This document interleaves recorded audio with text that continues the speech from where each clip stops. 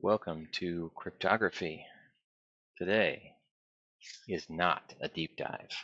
We're going to stay right on the surface, learn just a little bit, get familiar with the concepts. You do not want to break through the ice like that guy.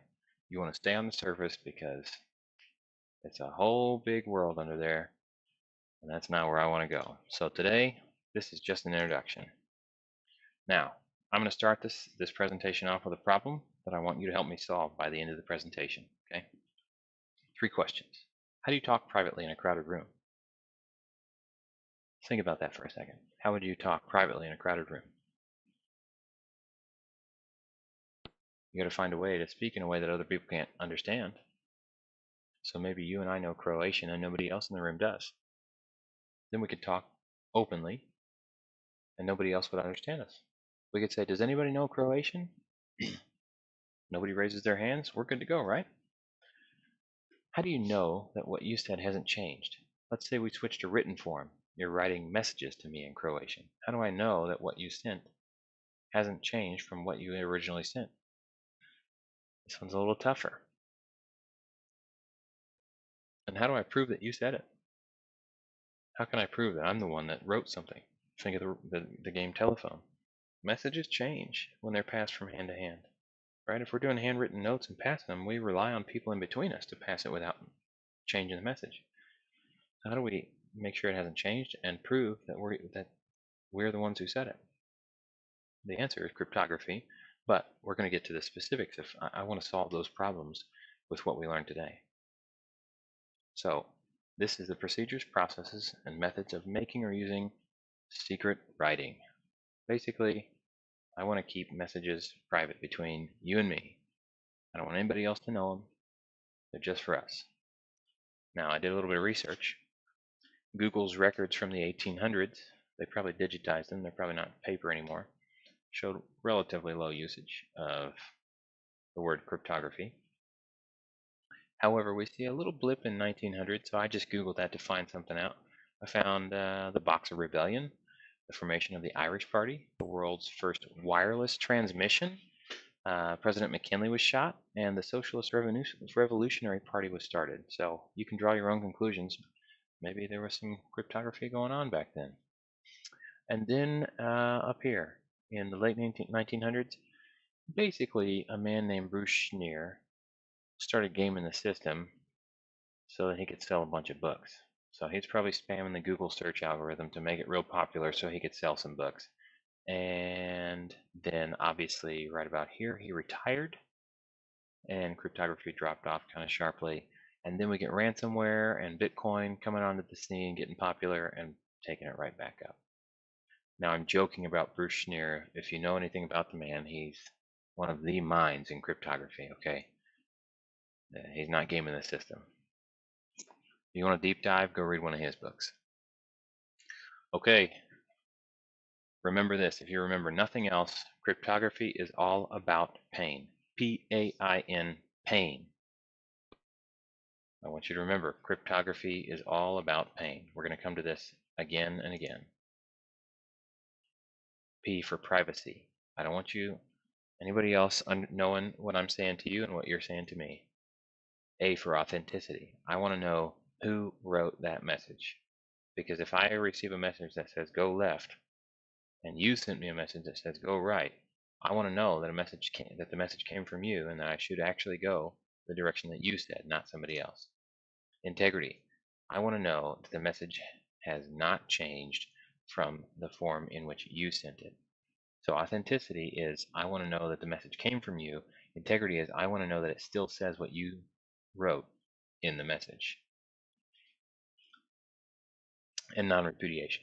This is very similar to authenticity. It's kind of a courtroom quality evidence legal concept. PAIN, privacy, authenticity, integrity, and non-repudiation. Encryption is all about pain. You want one or more of these things. That's the reason you're using cryptography. Remember, what is it all about? Pain, pain, pain. Pain, pain, pain. Okay? Privacy, authenticity, integrity, and non-repudiation. Now, let's go through some key terms. Plain text, this is the easiest one to know because it says It's plain text. This is an unencrypted message. A cipher is an algorithm. There are many, many, many out there, any one of which can be used to encrypt a message. Ciphertext is basically the plain text that you've put through a cipher. It's scrambled.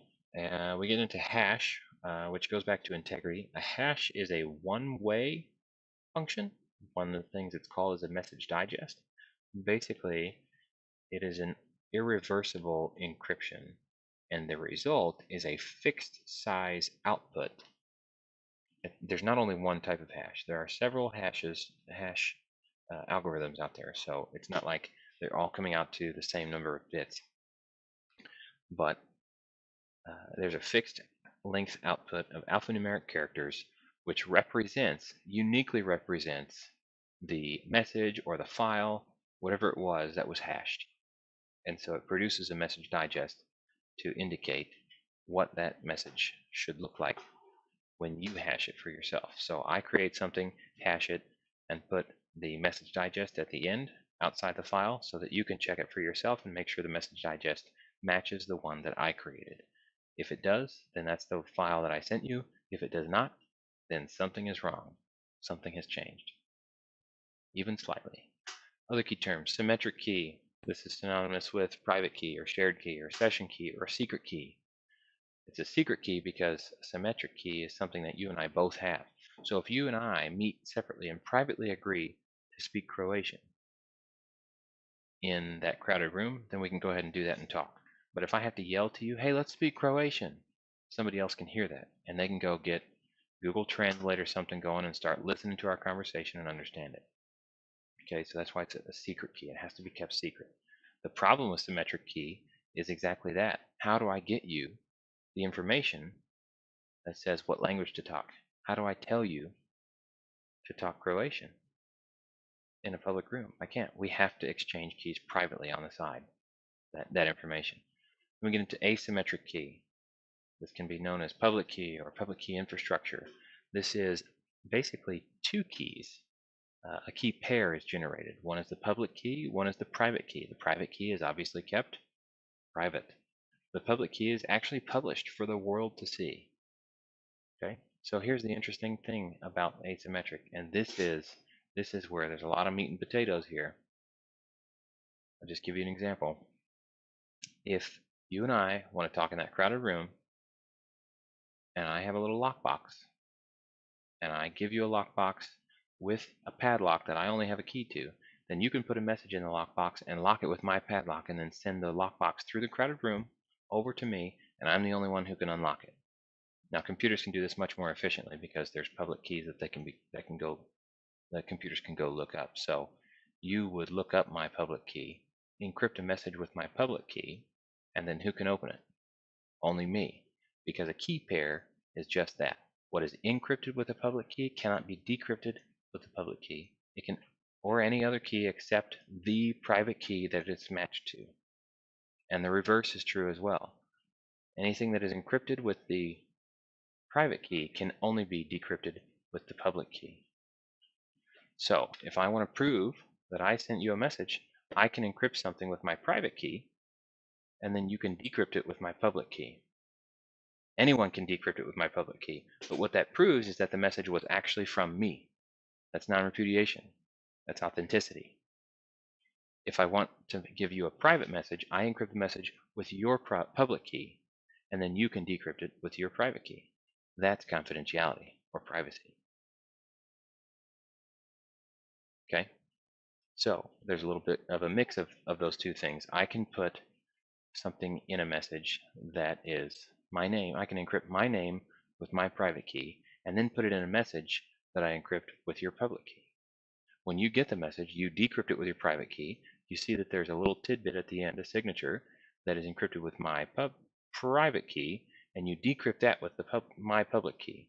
Then you have a message that was private on the way to you, only you read it, and you can see the signature actually came from me because it decrypts with my public key. There's a lot there. You may have to go back and listen to that one or two times, but that is how public key infrastructure works. That is the basis of internet communications. And we'll get to an example in a bit.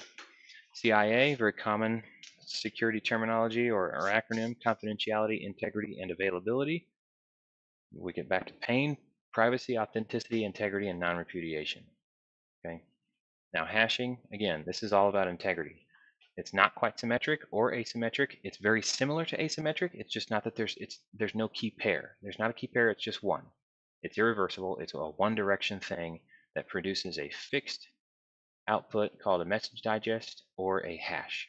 Again, there are various hash functions: longer, shorter, more secure, less secure, slower, faster, all that stuff. Symmetric key, private key. This is all about confidentiality. That is what it does well. It doesn't do anything else really. It does this very well. It's very efficient because if you and I talk Croatian in that crowded room, we can just listen and understand immediately what the other person is saying. With the whole lockboxes thing, we have to get the keys out and unencrypt messages and read them back and forth that way. It doesn't work very well for speed. This is true of symmetric and asymmetric cryptography. Symmetric is very fast and efficient. However, the problem is you can't distribute keys very securely. Asymmetric, we get the authenticity and non-repudiation. It's not as efficient. It's very easy to distribute keys. Remember, we publish the public key. This is infinitely scalable because anyone can read my public key and then send me a message. It does provide confidentiality, but at some inconvenience, processor-wise. It does achieve full pain. This is a painful cryptography. So let's do a quiz. If you have a lot of data to transfer, what do you want, symmetric or asymmetric cryptography? Remember, we're going back to these three questions. So if you have a lot of data to transfer, which one do you want to use? Which one's more efficient? Symmetric is more efficient. If you have a web server, or if you are a web server, sorry, and you have thousands of clients to exchange data with, you got lots of people trying to browse your website, and you're the web server. What do you want to use, symmetric or asymmetric encryption? You need something that's efficient if you're going to be talking to thousands of clients at a time, so you're going to go symmetric. Now, why can't we use, what's the problem? Why can't we use symmetric cryptography across the internet, freely and openly? Key distribution. There's an issue. We have to distribute keys privately, and you can't do that with symmetric cryptography, not efficiently. Right? I'm not going to mail you a private letter or have you come visit my business to get a private key to program into your computer. It's not going to happen. It's not efficient. So how do we handle the key distribution? Well, you would use asymmetric encryption, right? Public key. Consider it distributed. We get integrity, non-repudiation, and authenticity out of which one? Asymmetric. So we can establish identity and do initial key exchange with asymmetric cryptography. But what's the problem with asymmetric cryptography? It's slow. You have a performance hit. So if I'm a web server, I want integrity, non-repudiation, and authenticity with public key cryptography. However, or asymmetric. However, I don't want to have to get stuck talking in asymmetric mode. So how do we get to using symmetric cryptography over an open medium? We use hybrid. We use a little bit of both, the best of both worlds, right? So let's pay attention to the colors here. It's going to be red, purple, blue because there's a hybrid in the middle. So public key, we use asymmetric to obtain the web server's public key if you're going to visit a website. Then your computer uses that public key to encrypt a freshly generated private key or symmetric key and sends that to the web server. That web server then receives that asymmetrically encrypted symmetric key, if you can follow, right? The private key is sent via public key cryptography or infrastructure.